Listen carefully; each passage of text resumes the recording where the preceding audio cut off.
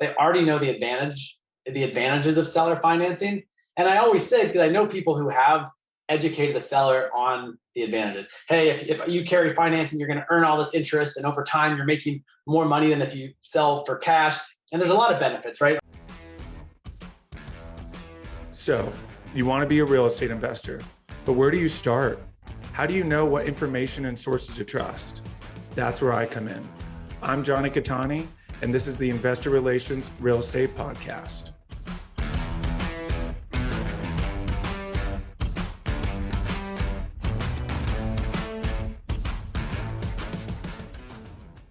Hey guys, real quick, before we start, go to investwithkatani.com and download my free ebook, Is Commercial Real Estate Recession Proof?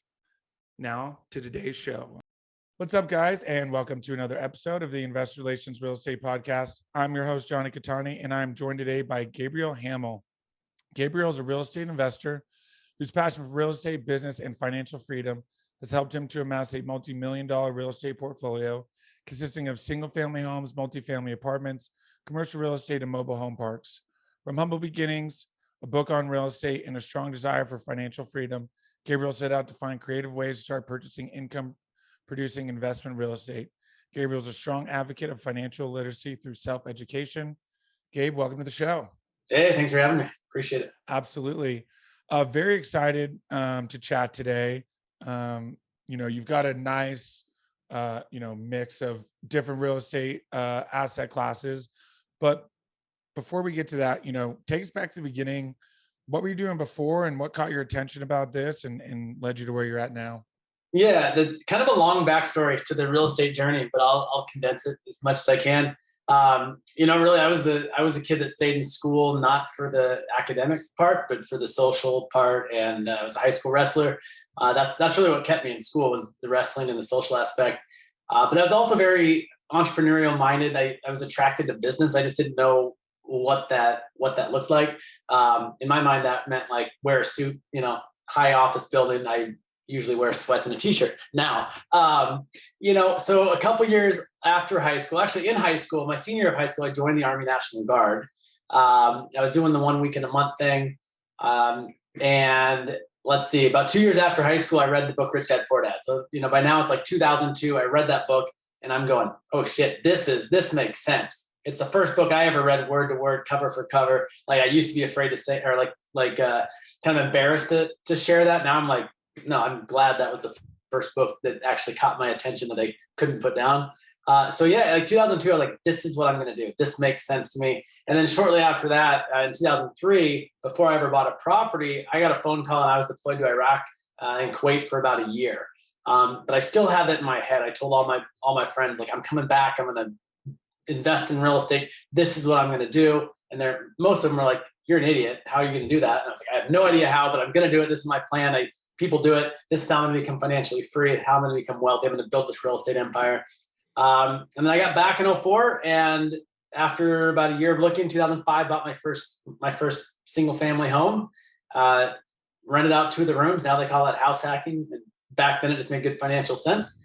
And I could live cheaper than anywhere else I could have in town. And that's kind of how I got my start.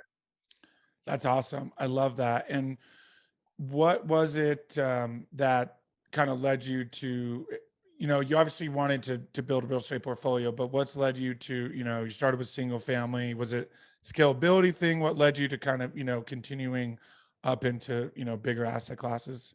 Yeah, I think it's more of a mindset thing more than anything. Like, starting off, I think I only allowed my mind to think in terms of like, hey, single family or small multifamily.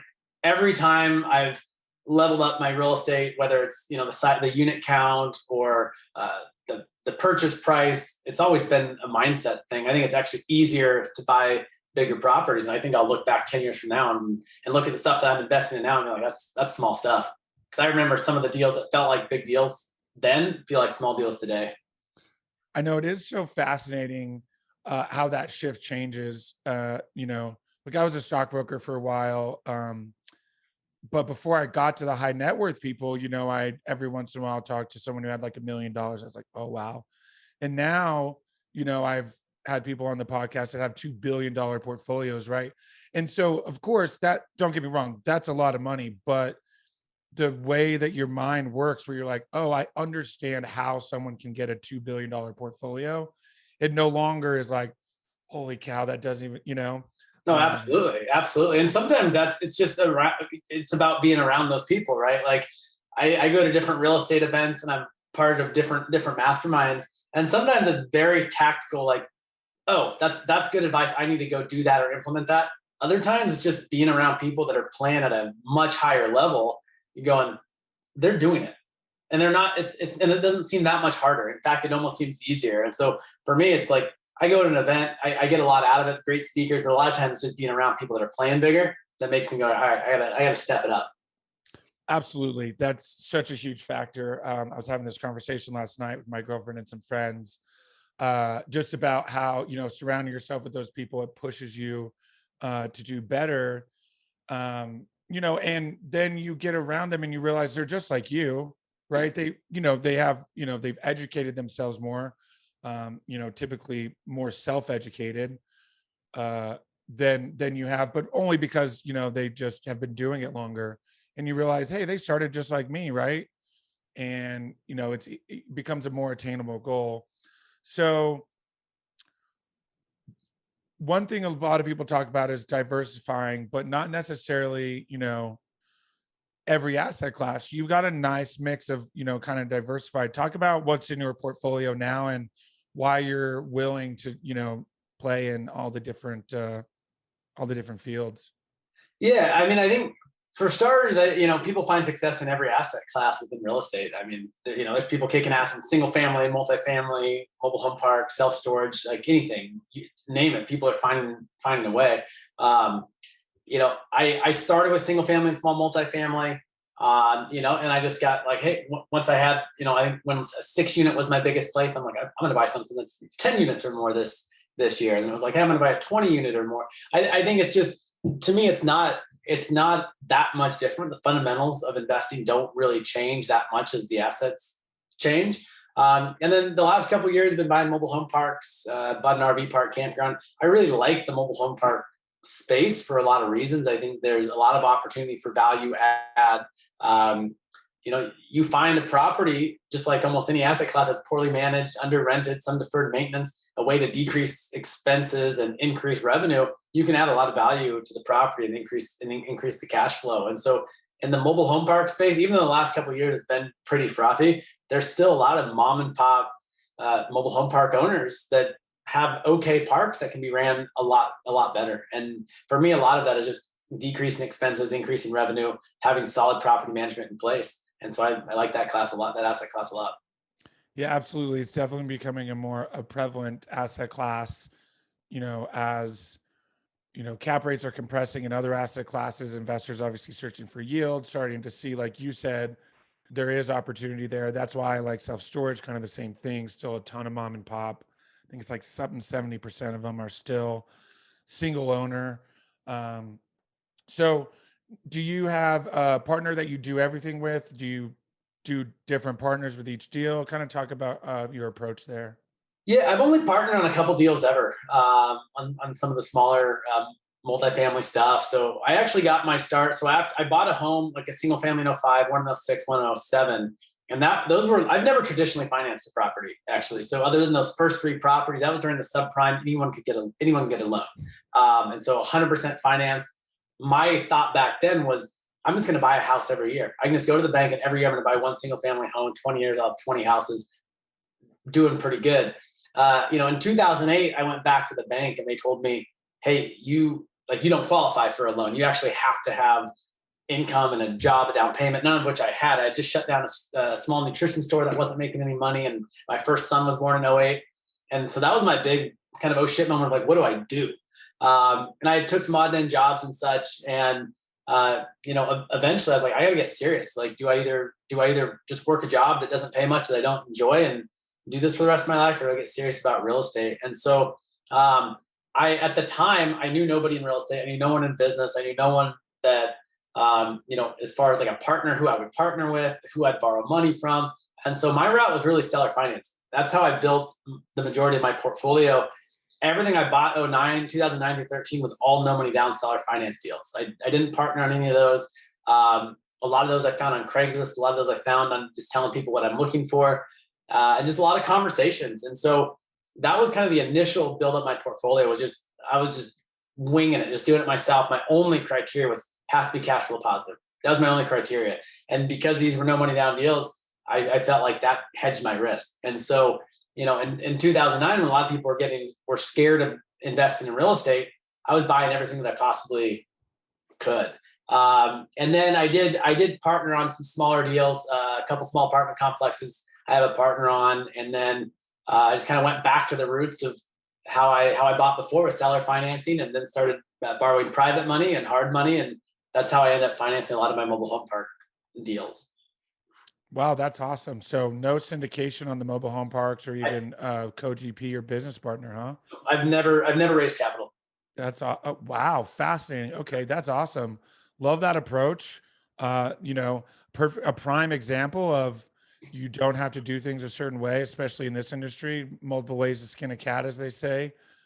And that's awesome. So one thing, like I look back on, and if I could start over, I'd house hack, do some of these, like you said, like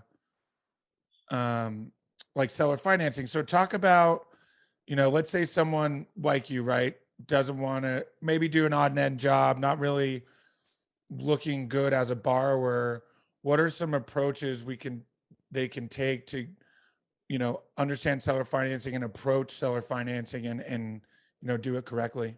Yeah, it's interesting. I think the biggest advice is not even necessarily learn as much as you can about seller financing. You can, but just get in front of enough people, enough potential sellers that want to carry financing. Because for me, once I bought those first 3 properties and the bank said, "Hey, you're not financeable," the only way, just because I had read about it, the only other ways I knew it was hard money, private money, and seller financing. And I knew very little about it.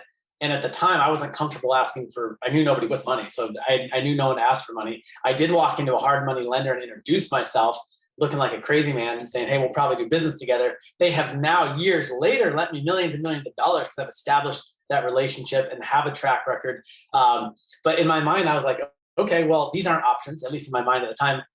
I'm going to do some seller financing. So I literally went on Craigslist every single night for a year and was just looked up owner financing, seller financing, owner terms. And I started having conversations with these sellers. And, a lot of times the terms didn't make sense. It didn't cash flow. They wanted a lot of money down, and that just didn't make sense for me. And then after I did a few deals, I did think, oh my gosh, this is so amazing. These sellers were thanking me for buying their property. A few times I accidentally walked away with cash at closing because I closed, early in the month. So I got the prorated rents and the deposits. So, now I strategically close early in the month to get some of those prorates to offset any kind of down payment. So initially I'm like, oh my gosh, I'm making money buying property. This is too easy. I need to go educate all these sellers on why they should carry financing and why they should for me. And then I kind of paused and was like, wait a minute. I didn't explain seller financing to any of these sellers. Every seller, even to this day, who's ever carried financing for me, they already know what seller financing is. They already know the advantages of seller financing. And I always say, because I know people who have educated the seller on the advantages. Hey, if you carry financing, you're going to earn all this interest, and over time, you're making more money than if you sell for cash. And there's a lot of benefits, right? Like they don't pay capital gains all at once. So there's a lot of advantages to why a seller could or might want to carry financing. But I've never educated the seller on it. I've just gotten in front of enough sellers that already know, because these sellers that want to carry financing, they're investors themselves.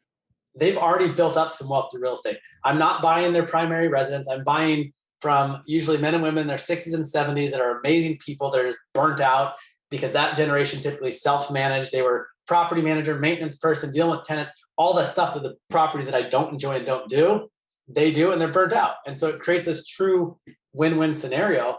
And I keep it as simple as, hey, finding sellers that want to carry financing. And then I just get in front of them and say, hey, what kind of terms would you be interested in?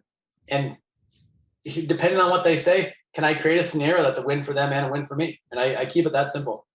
Wow. That's awesome. I love that so much. And that was really, really great insight. One thing that fascinates me about seller carry, like you said, they want a lot. Sometimes you see, they really do want that down payment, right? So what's a way we can approach to get the zero down maybe even a specific deal you did? Or I guess what I'm asking, have you ever had to convince someone to do zero down, but you were able to by coming up with agreeable terms? Yeah, it's kind of funny because there's a couple deals early on where they never asked for a down payment, and I'm thinking, they haven't asked for down payment. I don't know, like, are they going to come and in at the last minute and say they want a bunch down, and they didn't, and so I didn't address it, and it just kind of worked. But what I found is by asking sellers, because I get people asking all the time, like, what's your pitch? What's your, I don't have a pitch. I just literally say, hey, what kind of terms would you be interested in? And I've just found that most sellers, it's price, down payment, or interest rate, or some other aspect of the deal that's really important to that seller. And if I can give them that, like if I hear that it's price, there may be a reason they don't want a down payment. I've had sellers where they have enough taxable income for that year, or a lot of times it comes down to how much they know or like or trust you, where they don't necessarily need a large down payment. I just did my first seller finance deal for somebody that I know, like, and trust. It's 4 properties, 13 units. I have a lot of equity in those properties, but they're not the assets that I'm buying today. And there's a lot of deferred maintenance, and it's not the best use of my money. I sold them to a couple that I know, I like, and trust, and they have the skill set to go in. They're already cleaning these up. And so they offered me a no money down deal. And the reason I took it is because they gave me the price that I want. And I don't need that cash today.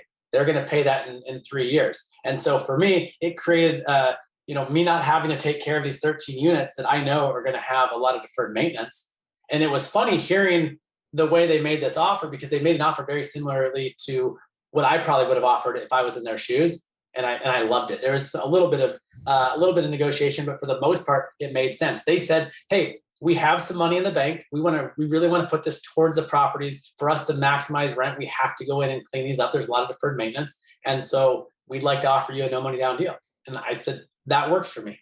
I don't need that cash today, but I got today's pricing for the homes. It's going to be a win for them. They have the skill set to clean them up, to maximize rent, and that's not where my money's going. And I'll be paid out in 3 years. And so you just don't know unless you ask. And I can give you example after example of just sellers that want a specific thing.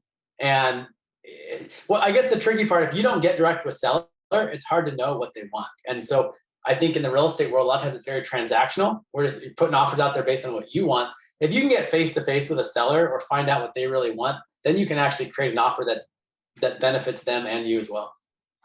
Yeah, that's awesome. I love that. You kind of mentioned some of your sources, including Craigslist, which I love. Can be risk reward there for sure. What are some other places or sources, obviously meetups and things, but what are some other sources we can try to get direct to sellers? Yeah, I think people underestimate relationships. They do. Every single deal, I've never sent out mailers. I've never bought a list. But every single deal from my very first one to my most recent one, every deal I can trace back to a relationship and a conversation. And that can be with agents and brokers, and that can be people within your circle. I didn't think I had anyone in my real estate, like a real estate circle. I knew nobody. The very first house, 2005, hot market. It was a friend of the realtor's son that was selling the house. So I bought in a it was like the hottest market at the time, right? And I still bought below, like 30,000 below appraisal, because he said, hey, my friend's son bought this home at auction. Nobody knows it's for sale. So then I owned one home. I bought it. The home across the street sold 30,000 more like a month later. I went and made business cards that I'm an investor. The second house, 2006, still a hot market, was a friend at the gym. I just gave him a card, said, hey, I'm looking to buy real estate. And he's like, my friend's dad wants to sell this home. Their kids are moving out. It's not in great shape, which it actually was. It was just cosmetic. And so that's how I found my second one. It's my property managers have found deals for me. People I've met, people I've talked to, agents, brokers, I tell them what I'm looking for. They found deals for me. And I think just the more touches you can get and the more people you can tell what you're looking for, the better. I want to be on people's mind when they come across a seller that wants to carry financing, when they come across a mobile home park. I mean, I've had 3 emails today saying, hey, I wanted you to look at this before it goes live. I know you're looking for mobile home parks. Now, I don't know if any of those are going to be good deals or I'm going to buy them, but that's at least with the opportunity I want. And that's the same with my property managers. One of the guys that I bought a mobile home park from before, he has 3 others. He has no interest in selling them right now. I still text him every couple months and say, hey, I heard a rumor you want to sell these mobile home parks. And every time he's like, no, I don't, but I promise you'll be the first to know. And that's all I want. And maybe in 10 years, I'm not buying mobile home parks, but I don't care if it's tomorrow, next month, next year. I at least want the opportunity before anyone else does. Awesome. I love that. So really it's just about getting creative, and I tell people this, if you really want it, you're going to figure out a way to go get it done. Absolutely. Right? And that's the biggest thing is so many people kind of want that easy button. And we all do, right? We're human beings. Of course, if there's an easier way to do something, you're going to do it, but sometimes there's not. So, and on that same note, like, I don't think there's only one right way. I mean, I know a lot of people that invest in real estate and they all do it a little bit differently. And, the way I do it works for me and it fits well into my lifestyle. And other people, I know people that send out thousands and thousands of mailers, a month. And they find a lot of success that way. Or, they have automated text and calling. Like that just doesn't align with the way that what works for me, but it works for other people. So I don't think there's just one right way. It's like you said, you find a way and you make it work. Absolutely. Yeah. Like I said before, multiple ways to skin the cat there and be successful. That's why I love this industry because, heck, people freaking trade raw land at auctions. You know what I mean? Like there's just so many facets to it. You just got to pick which one, fits your style, like you said. So kind of talk about now, what are you paying attention to moving forward? You're always willing to go out, be creative, maybe find new asset classes. What does maybe the next 18 months to 2 years look like for you? Yeah, it's interesting. I've shifted towards looking at more commercial properties. I'm in contract on some industrial complexes. And then outside of the mobile home park space, I bought my first RV park. It's like a true campground RV park.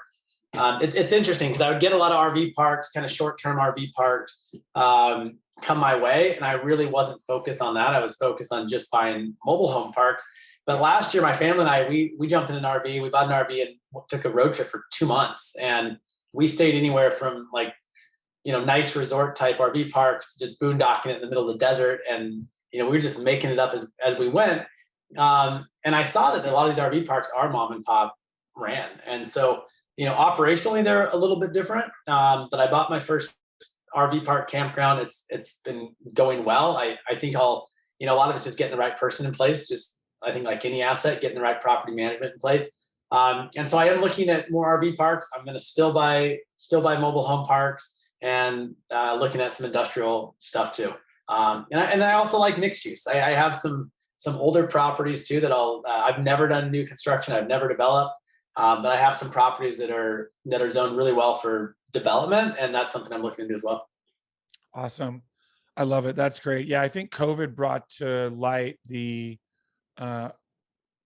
asset class that is RV parks, right? In terms of people now understanding that this is actually a business that you can go in, operate, there's value add opportunities, different things like that than just, a bunch of dirt with, you put a tent on basically.